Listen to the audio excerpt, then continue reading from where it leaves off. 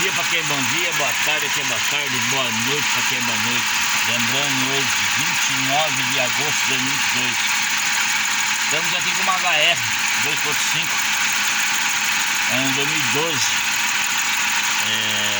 O cliente relatou esse carro dá um barulho no motor e saindo muita fumaça preta, e depois ele motor quente, tudo dificuldade na partida.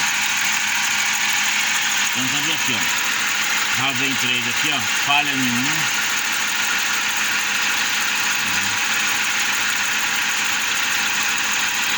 Para a leitura, aparentemente tudo ok.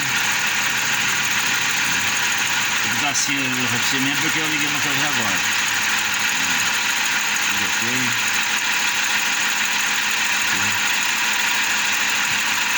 E eu estou testando de bico no bico. Ao que eu desligo o quarto bico, a parte eletrônica, ele para o barulho. Então eu vou isolar aquele bico lá, mas o barulho pode estar dentro do bico mesmo. Podia passar por ele direitinho aqui, entendeu? Aqui, ó. Quase.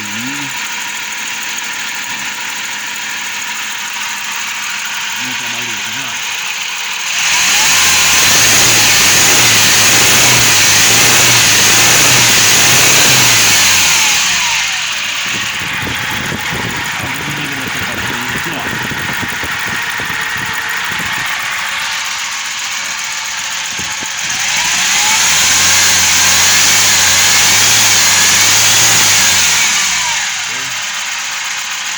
Tá bem bagunçado esse carro, na realidade. Eu dei oficina já, né? Aqui, ó.